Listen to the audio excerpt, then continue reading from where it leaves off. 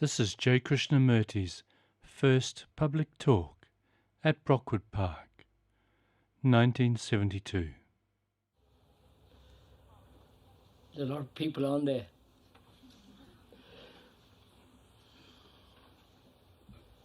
I think you're the nicest person here. Krishnamurti. I'm sorry. Why are you so sorry? I didn't...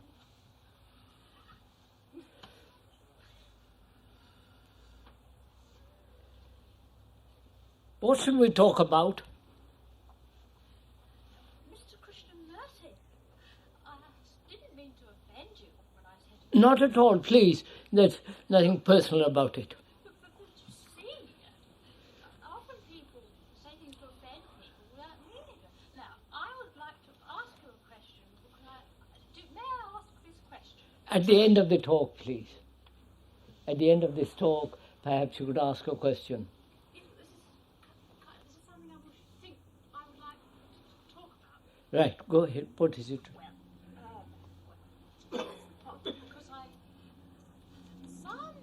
can I put my question? Hope you won't bite my head off. Some lunatic intellectual snobs seem to think that there is a correlation between superior intelligence and sensitivity to other people and not average intelligence, average working class people,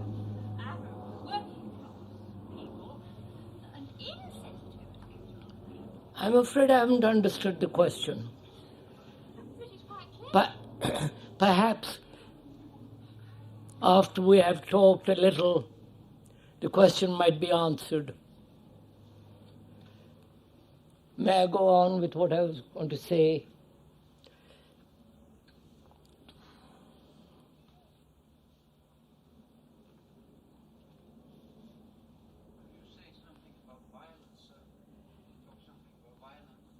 Something about violence. That's just what I was going to talk about.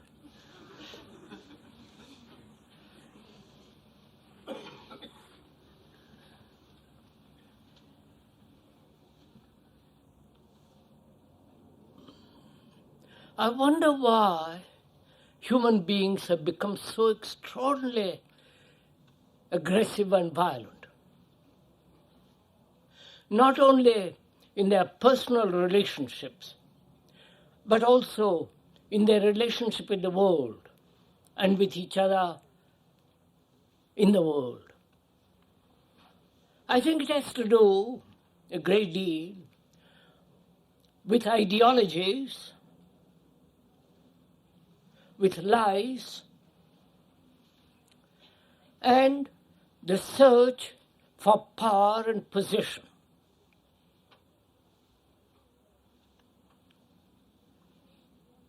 Of course, one can understand how ideologies, whether the communist or Mao or any religious ideals, have inevitably produced terrible violence. Politicians throughout the world have said so many lies, and they have produced violence. And one of the major causes of violence is this division between man and man as national, religious, sectarian divisions. I think those are the causes, main causes of this violence that we indulge in. And that one can give many, many explanations. 1,000 explanations, depending on one's reading, cunning thought, and psychological, analytical explanations. But at the end of these explanations, violence still remains. And what is a human being to do? Here we are, gathered here, and going to talk about violence. the violence that has been recently going on, murdering people, every form of violence throughout the world, between the rich and the poor, the people who live in slums and all the rest of it, the violence which we exert on the animals, killing animals for our pleasure, for our food, and so on. To really go into this matter very, very, very deeply, and therefore seriously, is to learn all about thought.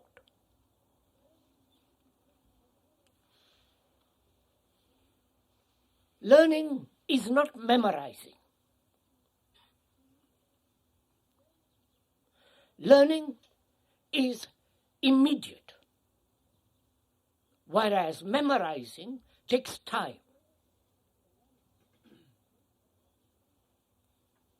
To learn a language needs time, or any kind of technique, a piano, painting, and so on.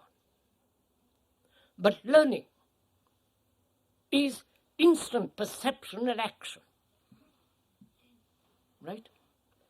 Can we go on with that?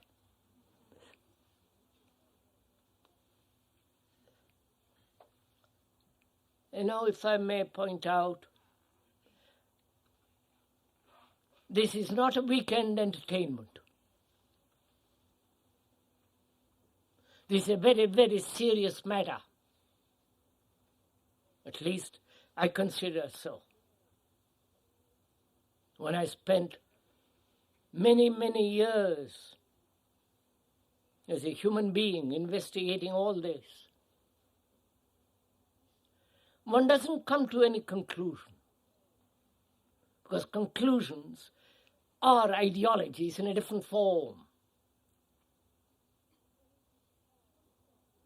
Whereas, if one is constantly learning, not memorizing, then one has to go into this question of thought. Can there be complete freedom of thought? And being free of thought, then thought can be used intelligently,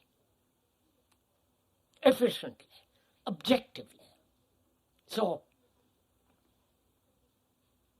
because it's thought that has created this violence. Thought with its ideologies, with its conclusions, with its separative beliefs, ideals, and when one observes thought, it is the very basis of fragmentation. All right. Are we communicating with each other? That is, we are sharing together something about which we have to learn. Sharing means learning.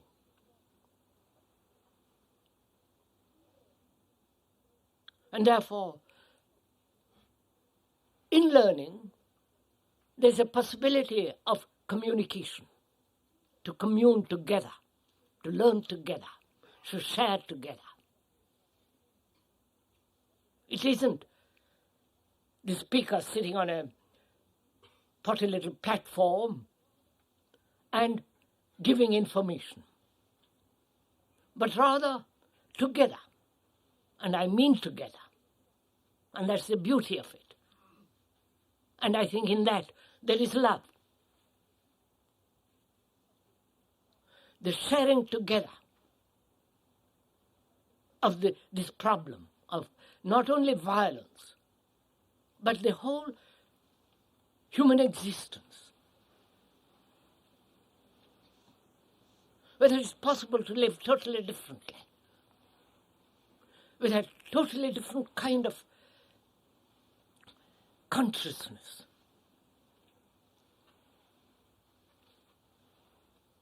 At a different dimension, in which there is no violence, no fear, no sense of anxiety, uncertainty. So if we could, during these talks here and discussions, go into this question. What is the position, the place of thought in human existence, and whether the mind can ever be free totally of all the things that thought has created, the myths, the teachers, the saviors, the whole religious structure, which is a bondage. All the national egocentric divisions are all the result of thought.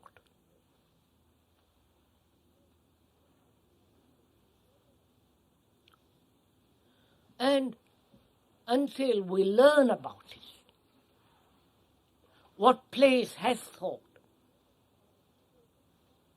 Merely discussing or explaining what is violence, how we should avoid it or get rid of it or become peaceful seems to me rather trivial. Not that there is not violence, not that there is not action which will put an end to violence, but to discuss violence is to go a peripheral awareness of something that demands much deeper penetration. Right? Is that so? May we go on?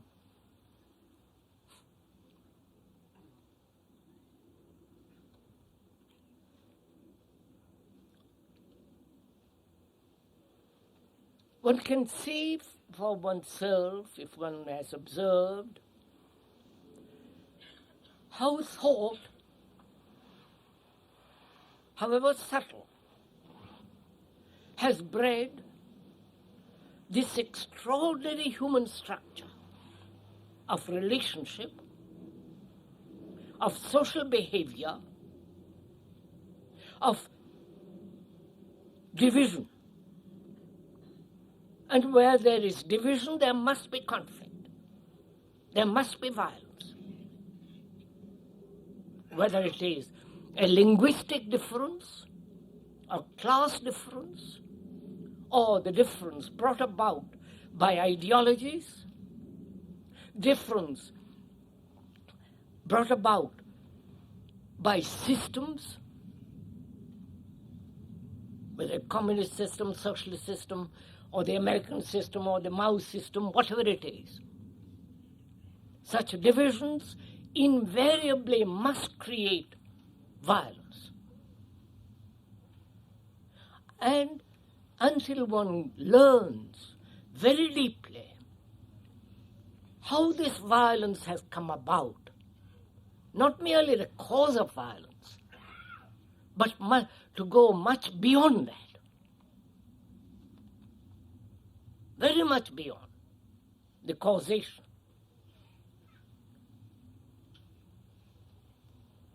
We shall never, at least it seems to me, ever be free of this extraordinary misery, confusion, and violence that's going on in the world.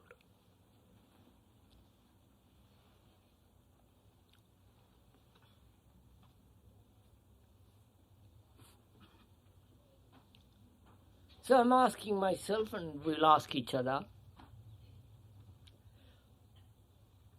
what is freedom in relation to thought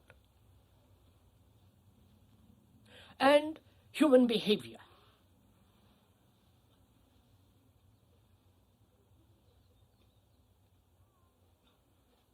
Because it is the human behavior in our daily life that is bringing about this chaos in the world.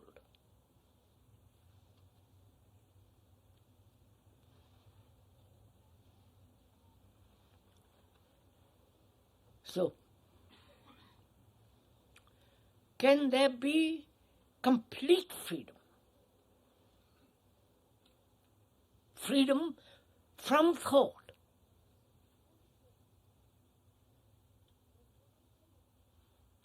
And if there is freedom from thought, then what place has thought?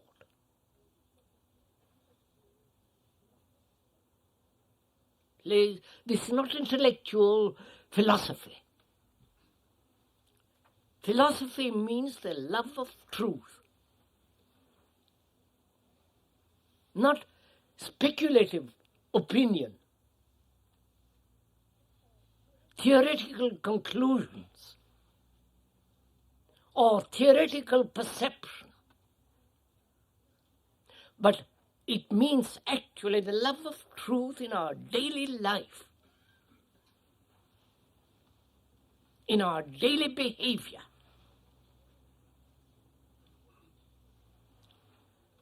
And to go into this very seriously, and I hope you will also go into this very, very seriously, one has to inquire, learn, and not memorize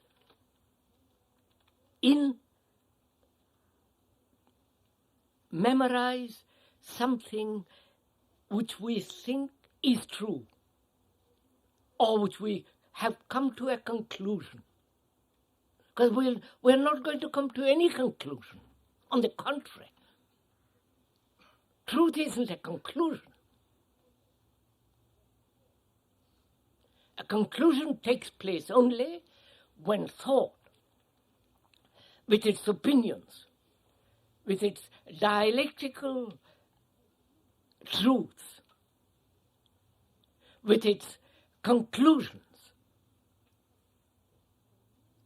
then thought becomes a means of separation. So, what we ought to do this morning and the other mornings that are going to be here is to find out for ourselves and therefore learn what is thinking.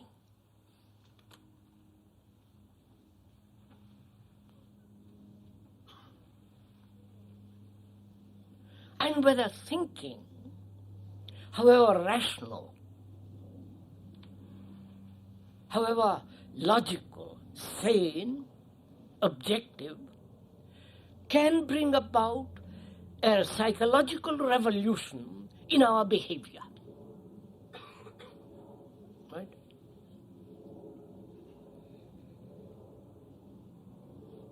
Thought is always conditioned.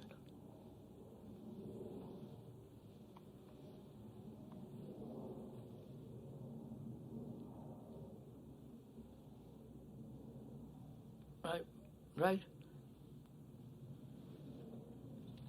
Because thought is the response of memory. Memory is experience, knowledge, accumulate, all that.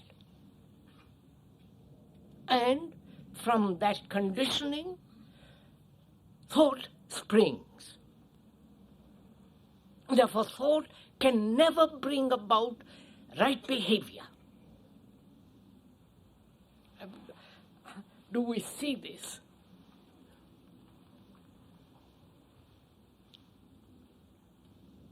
Because there are a great many psychologists throughout the world are saying, seeing what human beings are actually, how dreadful they are, what their behavior is, how contradictory, how unhappy, miserable beings they are, what we ought to do is to reward them and thereby condition them in a different way. Do you understand? right? That is, instead of punishing them for their bad behavior, reward them for good behavior. Forget their bad behavior, but reward them for their good behavior. So, from childhood, you are conditioned to behave rightly, or what they think rightly, not antisocially, through rewarding, and therefore condition them that way. Right? You've got. So they are still living with thought. To them, thought is tremendously important.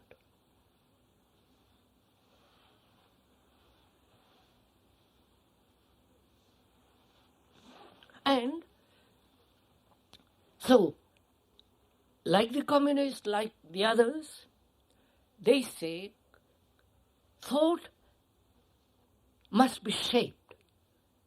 Thought must be conditioned in a different way. And from that different structure, there will be a different behavior. So they are still living within the pattern of thinking.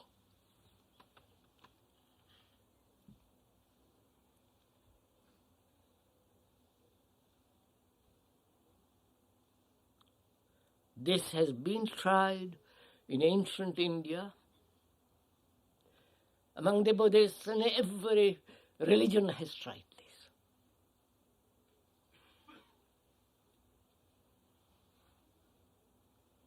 And human behavior, with all its contradictions, with its fragmentations, is the result of thought. And if we would change that human behavior radically, not at the peripheral, at the outer edges of our human existence, but at the very core of our being, then we must go into this question of thought, right?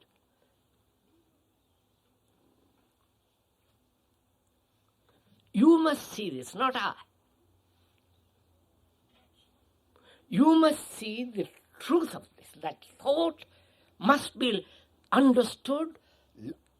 One must learn all about it. To you it must be tremendously important, not because the speaker says so. The speaker has no value whatsoever. What has value is what you are learning, and not memorizing. If you merely repeat what the speaker says, either accepting or denying, then you haven't really gone into the problem at all. But whereas if you really want to solve this human problem, how to live in peace, with love, without fear, without violence, one must go into this.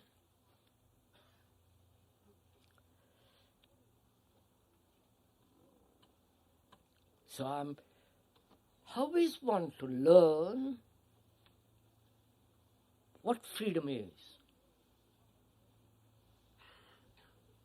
Not freedom from oppression, you understand? Freedom from fear, freedom from all the little things which we worry about. But freedom from the very cause of fear, from the very cause of our antagonisms, from the very root of our being in which there is this appalling contradiction, this frightening pursuit of pleasure.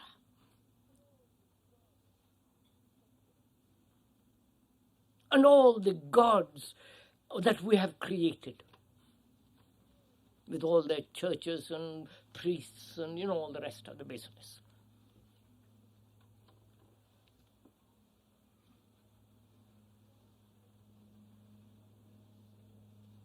So one has to ask oneself, it seems to me, whether you want freedom at the periphery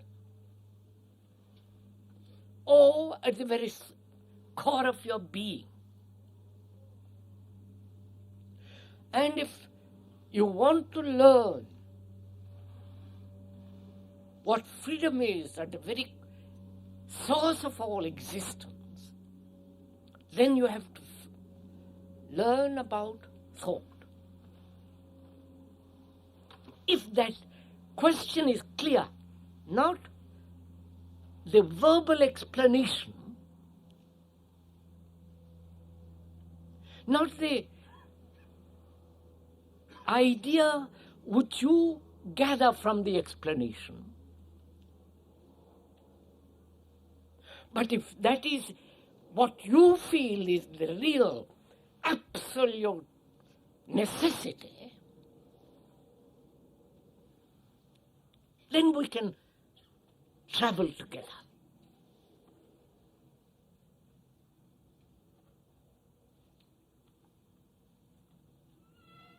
Because if we could understand this, then all our questions will be answered.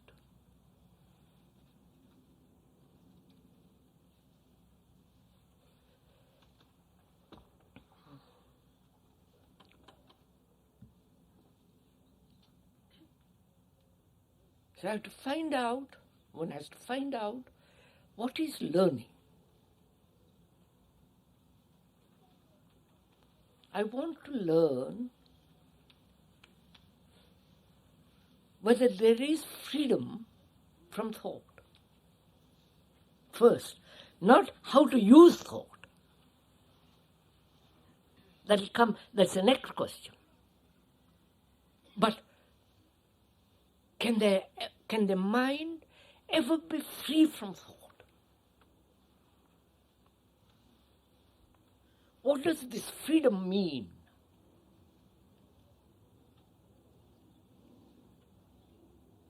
We only know freedom from something. Freedom from fear, freedom from this or that, from anxiety, from a dozen things.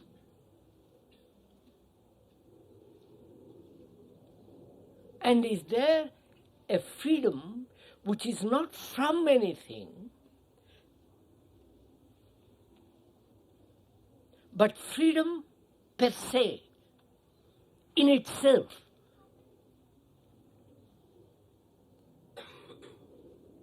And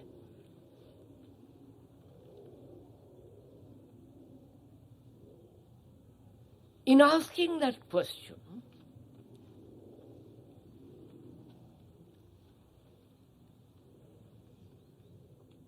is the reply dependent on thought?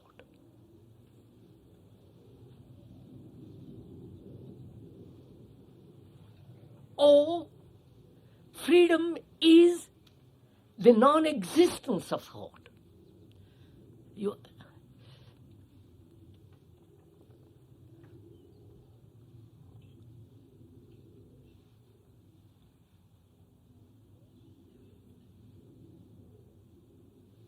And learning means instant perception. Therefore, learning does not require time. I don't know if you see this. Please, this is really fascinatingly important. I don't know, I get it. Sorry.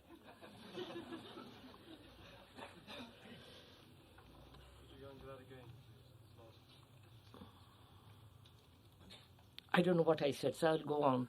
We'll talk about it.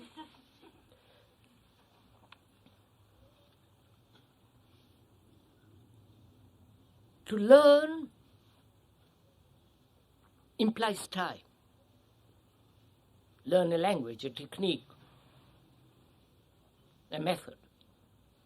acquiring certain information, knowledge about mechanics and so on. That requires time. Several months, several years. Learning a piano, violin, language. That's really memorizing, practicing, acquiring knowledge which can be translated into action. And that's all we are concerned with. All human beings are only concerned with that. Because that gives them power, position, a means of livelihood, and so on.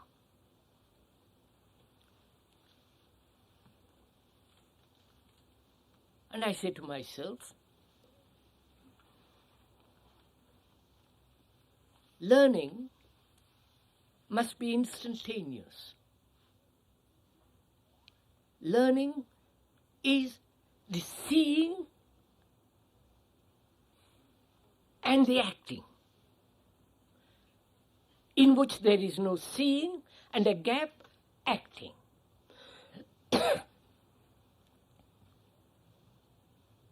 That is, time is required to learn a language.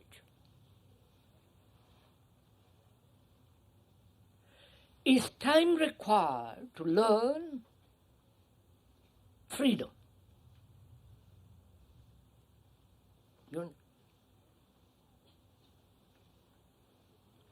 Is time required for the mind to see that as long as it functions within the pattern of thought, there is no freedom? However expanded, however worthwhile, marvelous the expansion, the content of that expansion is, to see that does require time to learn about the truth that freedom is not within that pattern. Right?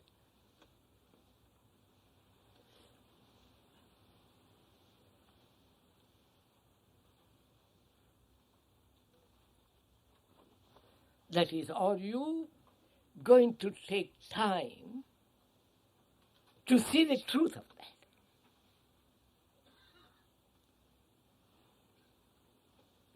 You've understood my question? Look, you have explained to me what thought has done in the world. You explained to me that a new kind of pattern, still made by thought, will help to bring about different behavior.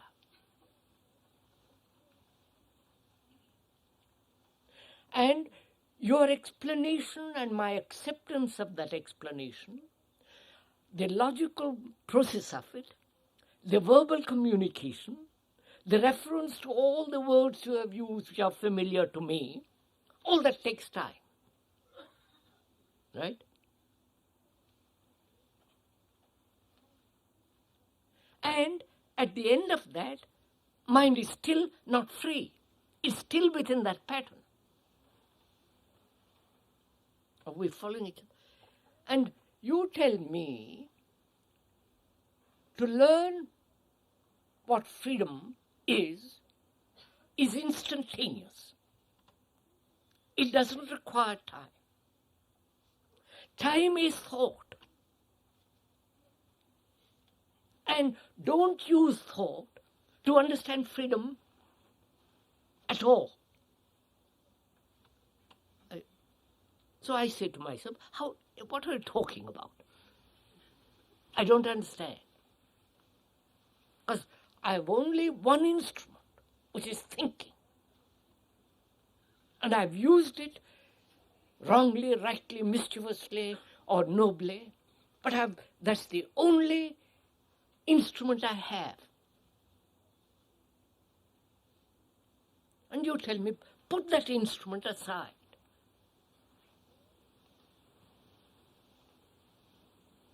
Learn not about the activities of thought, which you all already know, but learn, which is instantaneous, how to look, how to learn what freedom is without time. I wonder if that are we following each other, or am I talking Greek?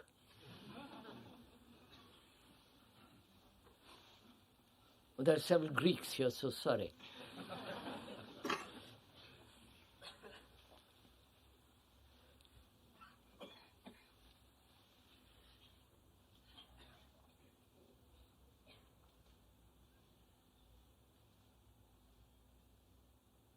You understand my question?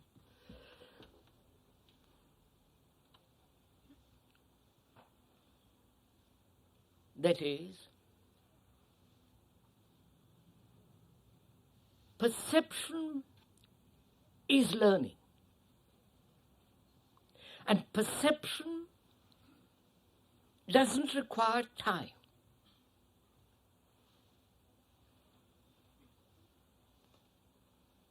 And time is basically the movement of thought. And through thought, you cannot learn what freedom is.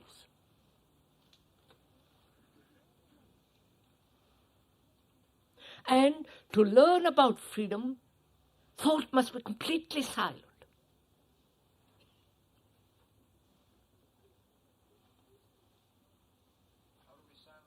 Wait, just listen, not how.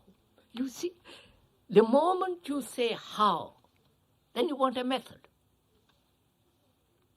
as a practice, but you're still within the pattern of thought.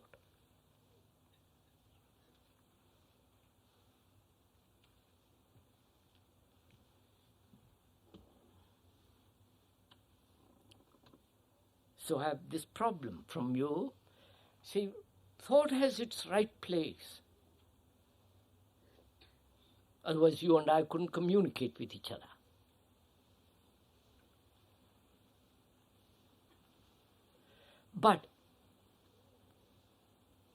And to learn about communication, I have to learn the language. And since you and I both know English, we can communicate together, and to learn English takes time.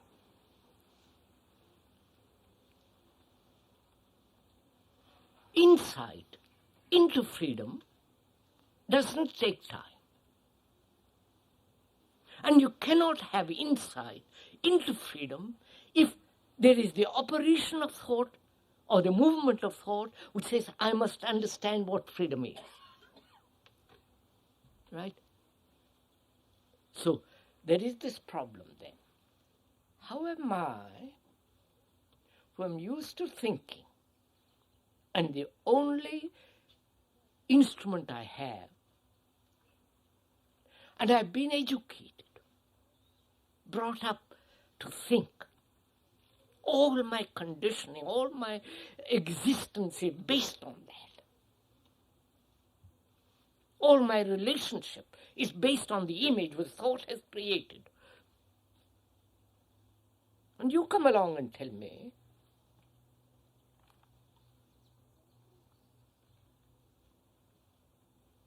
don't use that instrument.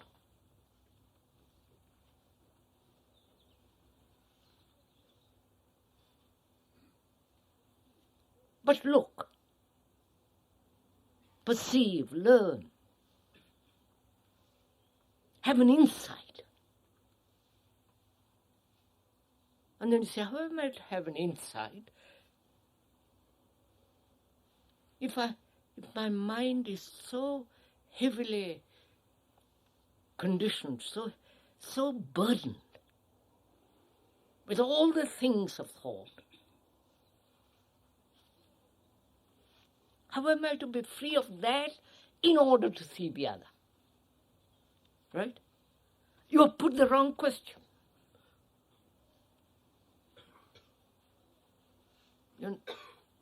If you say, I must be free of this, which is the mechanical process of thinking, you have stated a wrong question because you are not learning about the new. You still are concerned with the old. And where you are concerned with the old, you will remain with the old. I wonder if you get all this.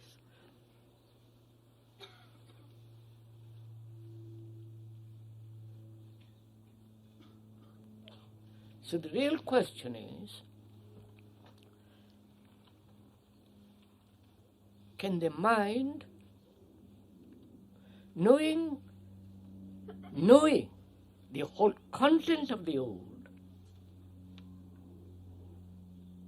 not be concerned with it now, because we are inquiring into something of a totally different dimension.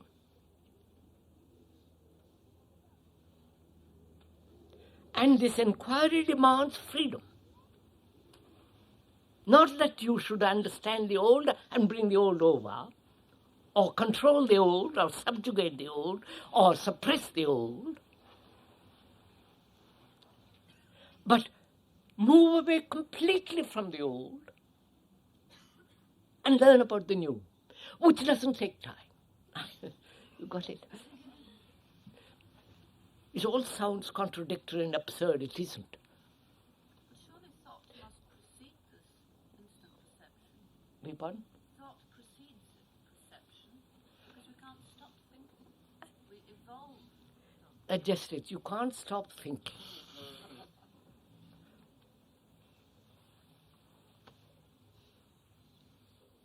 It isn't something that just falls out from the sky onto a blank. No, I understand, man. I understand this.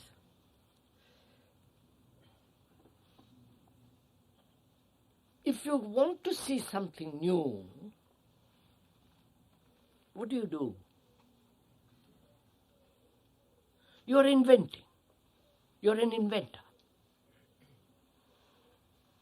You know all the old business. You want to find something new. Totally new. What do? Keep on with the old? The old with which you are familiar, which you have, you know what the old is. The whole mechanism of the old.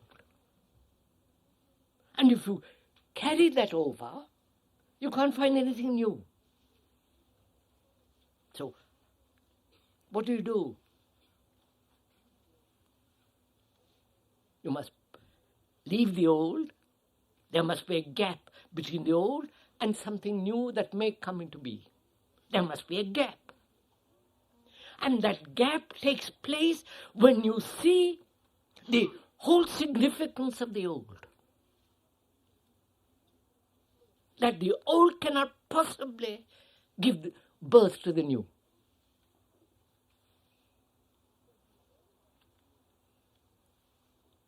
So we all want the new because we're fed up with the old, bored,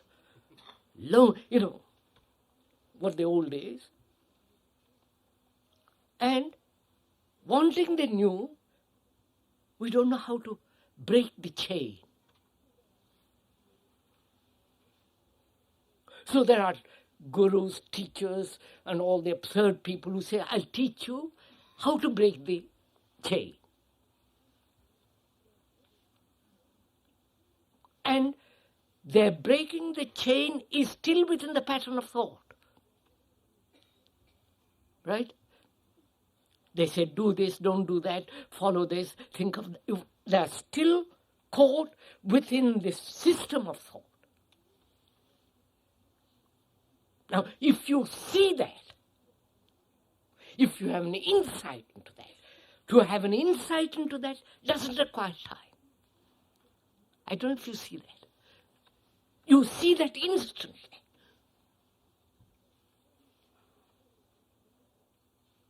how absurd this whole religious structure is. All the organization around it, the popes, the bishops, you follow the absurdity of all that. Grown-up people playing with childish things. If you have an insight, it is finished. Then you say to ask, how am I to have an insight?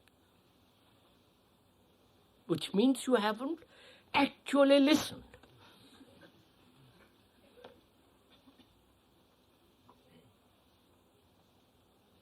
You are still holding on to your old, to the skirts of the old churches and beliefs and ideologies, and you say, I can't let go because I'm afraid. What will my neighbor think? I lose my job. So you don't want to listen. So that is the problem.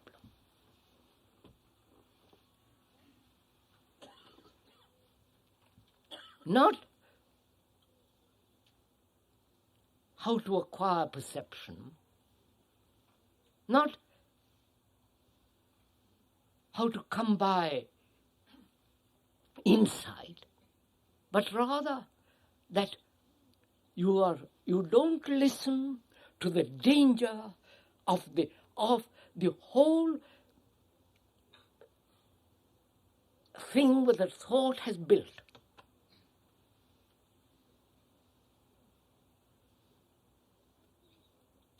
And to have the insight, you have to listen. You have to let go and listen.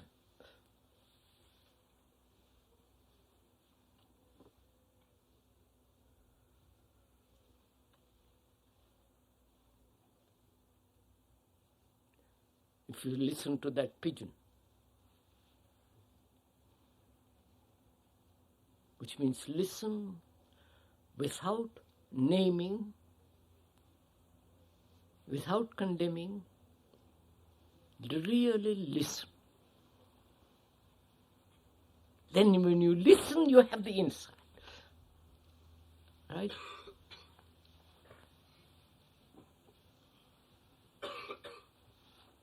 So freedom, absolute freedom, not relative freedom, absolute freedom, is only possible when thought has been, when the mind understands thought and its place and the freedom of thought. Right? Now, where are we after saying all this morning?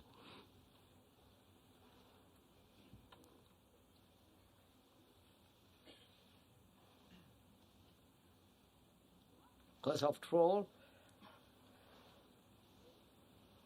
you and I are learning together.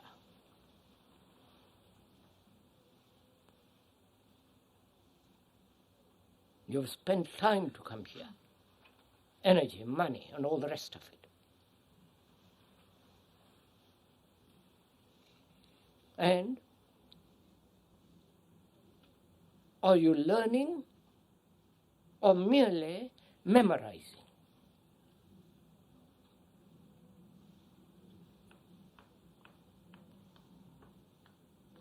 If you are merely memorizing, then you repeat what others have said. Therefore, you become second-hand human being.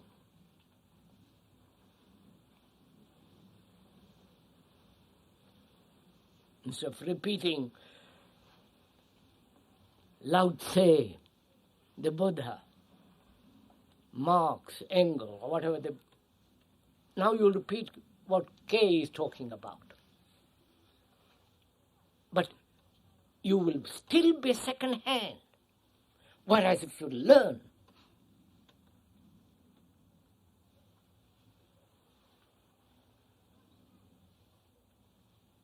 you will be out of that class altogether, away from all that rubbish.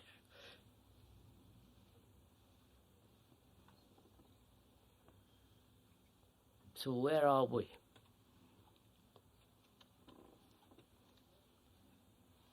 Is there an insight into freedom? Insight into freedom from thought. And when there is that insight into the freedom from thought, then that freedom, then in that freedom, thought can function logically, sanely, objectively, non-personally.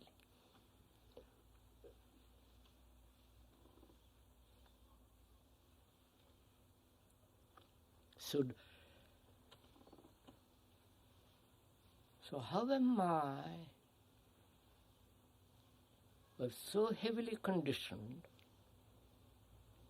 who have used thought from the morning till the evening, during my sleep, dreaming, waking, all the time the mind is employed with thought. How am I? How is that mind to have an insight into the freedom in which there is no thought? Right? Please put that question to yourself.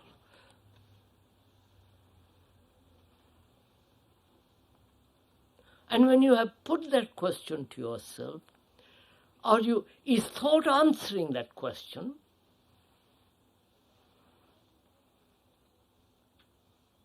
If thought is answering that question, then there is no freedom. But when you put that question, really seriously, intensely, passionately, want to find out,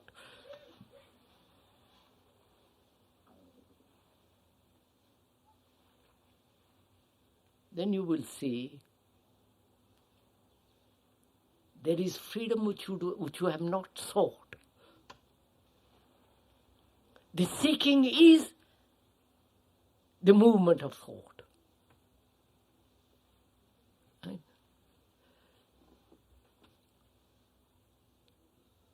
Is that enough this morning? Can we discuss this? Can we? Pardon?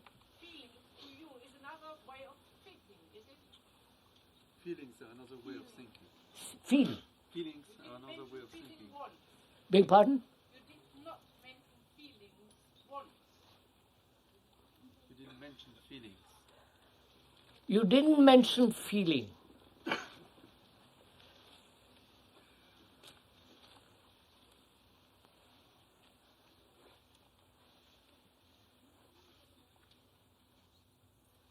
Do you feel very much?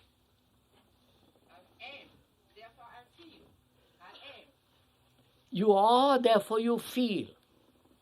You're quoting Descartes, aren't you?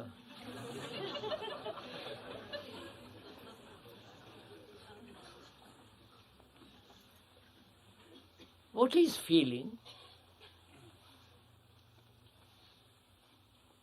Nervous response.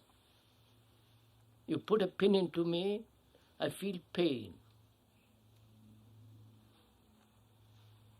The response of the brain which recognizes that pain, and say that's pain. Feeling. What is that feeling? I'm an Indian. I feel very strongly about my country. Or I believe in something, in my salvation, in my resurrection, in my continuity. I feel very strongly. That is still part of my thought operating according to a conclusion. I feel very strongly about my wife. I love my wife. And is that love? Is that feeling part of my thought? Answer it, please. No? No? Part of your very being. Huh? It is part of your very being. Is the part of your very being. What is your very being? Wait, please go slowly. What is my very being?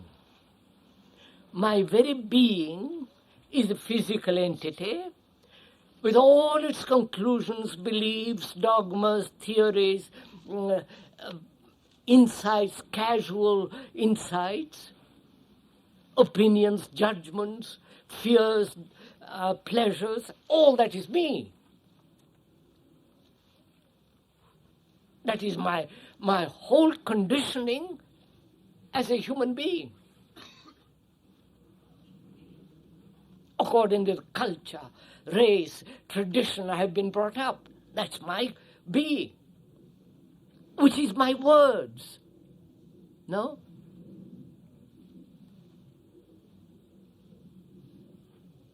Will you stop? All those are words, aren't they? Go step by step, please. See it. I've been brought up in a culture.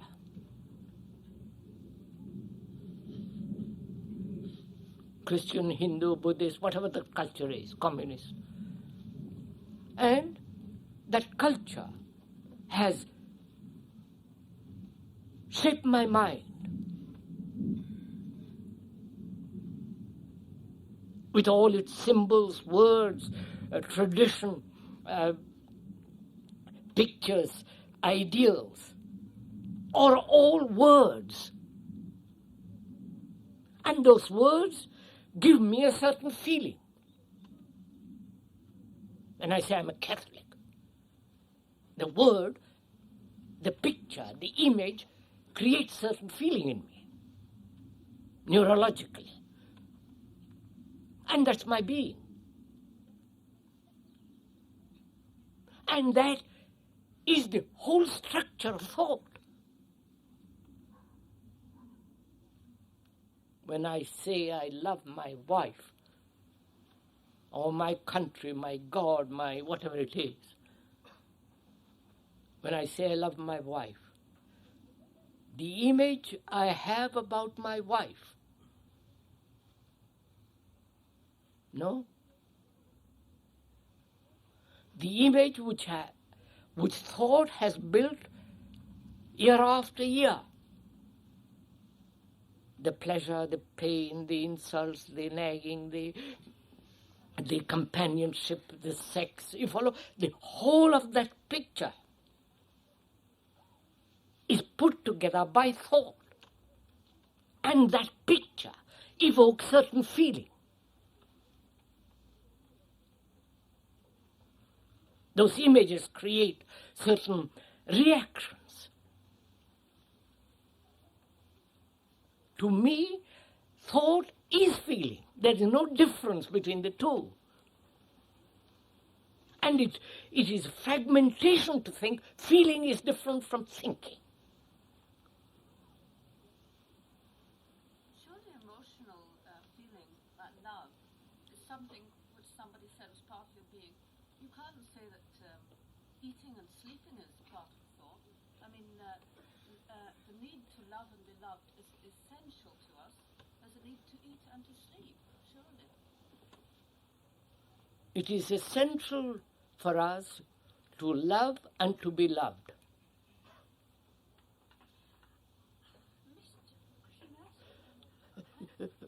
Just let's go into that one question, please. Step one by one. It is essential for us to be loved and to love. Do we love?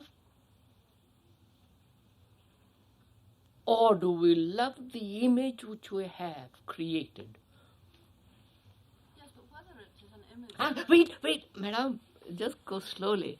If it is an image which we love, then we don't love the person. whatever that person is.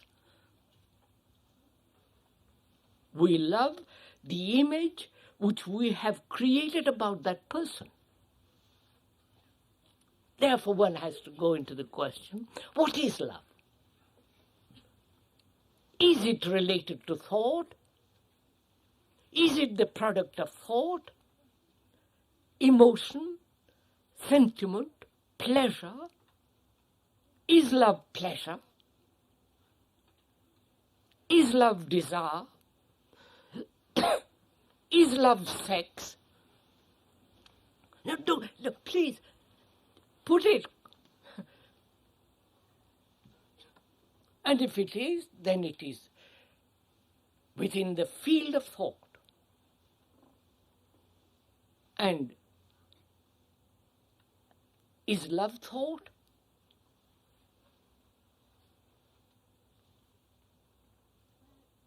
Therefore, to find out what love is, there must be freedom from thought. See, sir, it all ties together. But the need to love and be loved is not thought. The moment, the need, I need your love. Why should I need your love? Well, exactly. No, please look at it. I need your love. I need your companionship. I need your sex. I need your whatever it is. And you need me. That means we are dependent psychologically on each other. Needing love is love of self. I know, but you see, we don't like to think that.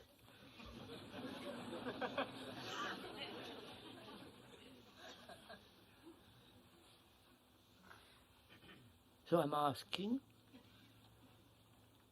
why is there this extraordinary dependence?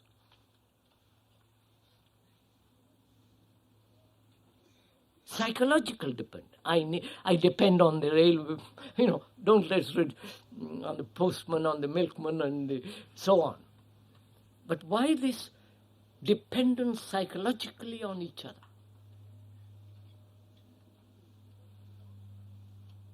If we depend on each other to cooperate, that I can understand.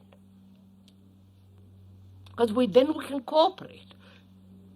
To do things together, to work together, to think together, to learn together. But if I need you to learn, you understand? Then I'm back in the old pattern again. It means I can't learn by myself. I need somebody to tell me what to learn. So why do we psychologically depend? I need to be loved. What a terrible thing to say. For myself, I feel sacrilege when I say I need to be loved.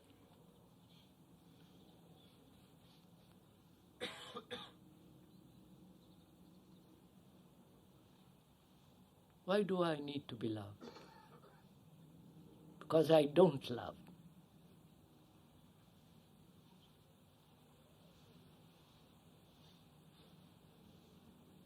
Something beautiful doesn't say I need. It is beautiful. Like a flower, like a cloud in the sky, like a perfect human action. The moment we need is the whole movement of thought which says, I am lacking. I am insufficient. I don't know. I can't stand by myself. Which are all the activities of thought. So, what is the relationship between love and thought? can they ever meet at all?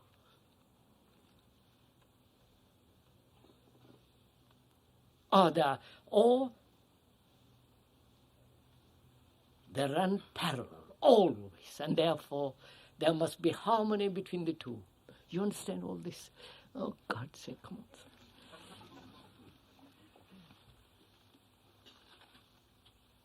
Whenever I'm formed a question, you answer it yourself in the sequence of your talk.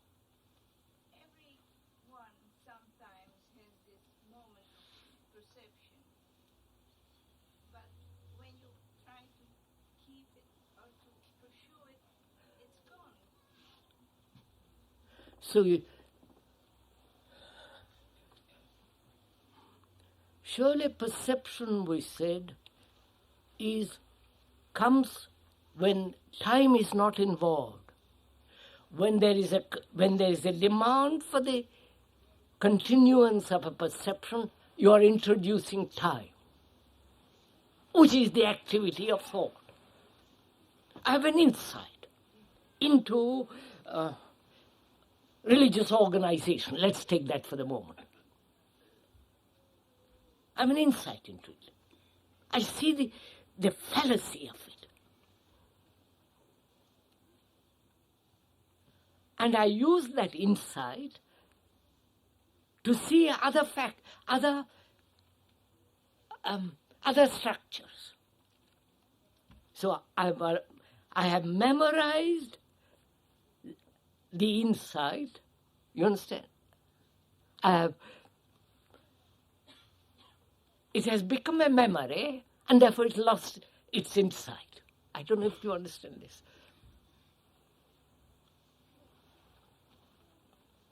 Surely insight is always fresh, new. It isn't the old insight brought into the present. You see, let's go into this question of insight. The word theory, the root meaning of that word theory, means insight.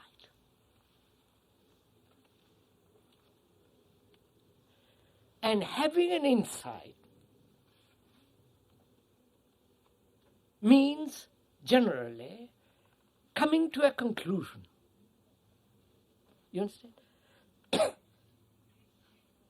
Scientists, philosophers, and others, human beings, have an insight.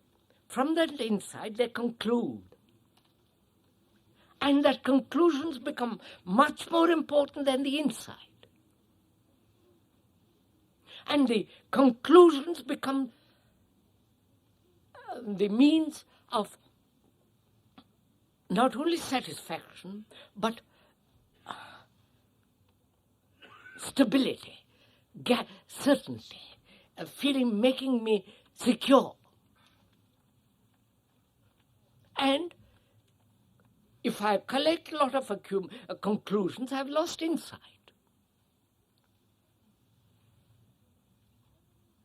So, to have an insight and not draw a conclusion. You understand? Can I say one thing? I don't know anything about your... I don't mind though you speak. I've not even read any of your books. Don't bother, sir. It doesn't matter. I like to think I'm listening to what you feel and say and think and whatever you're trying to say and do. Personally, I have found that when confronted with the world, I mean, I'm trying to think as much as possible. I'm trying to get to see at the basis of what you're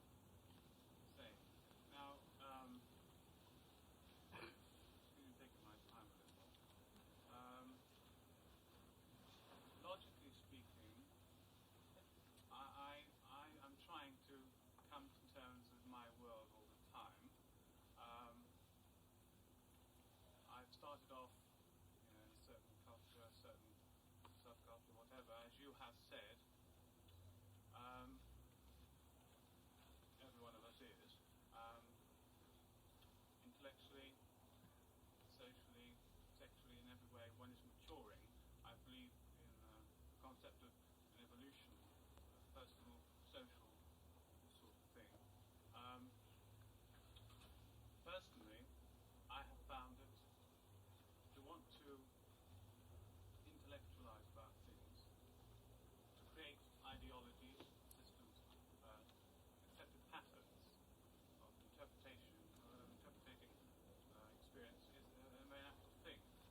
But then, as I agree with you again, sorry, it's very repetitious, I agree with you again that to adhere too strongly to these sort of things tends to create something very static and stagnant, etc.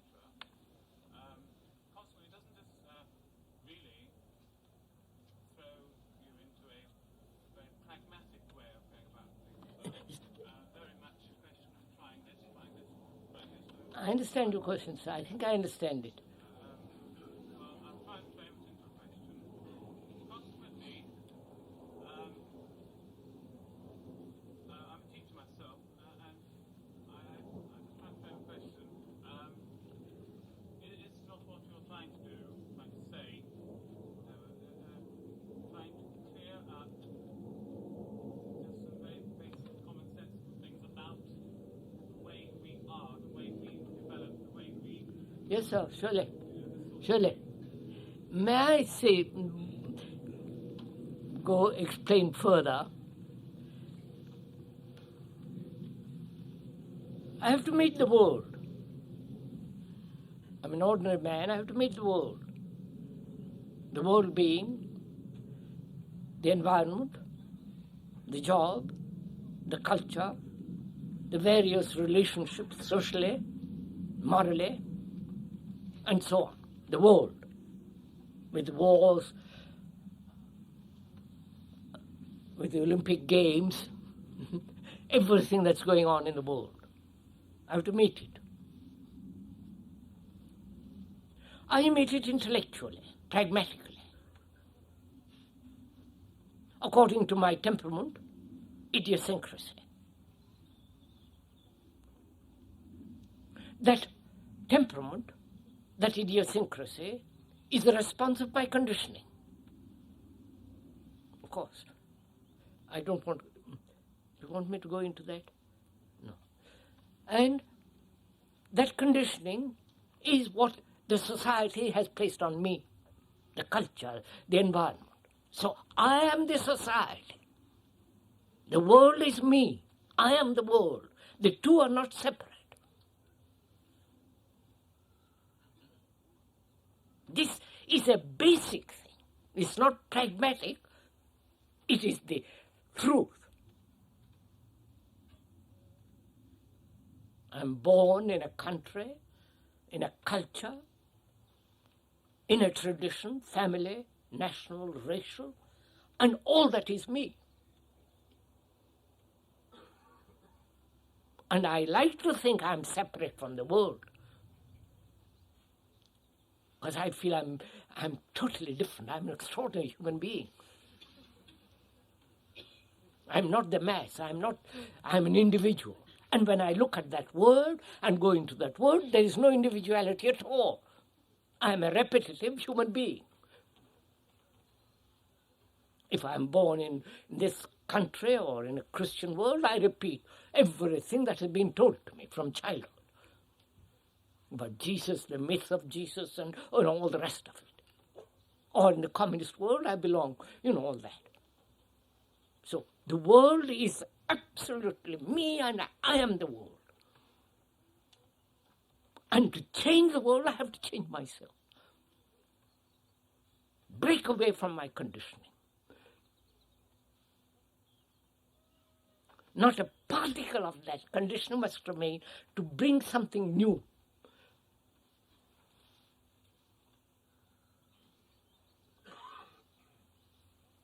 And not knowing that I am conditioned, not knowing how to deal with this conditioning, I just go on.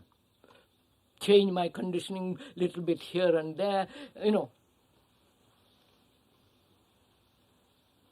So, to really, basically, radically go into this thing, one has to watch, learn, And that's why I began by asking, what place has thought, and what place in existence has freedom from thought?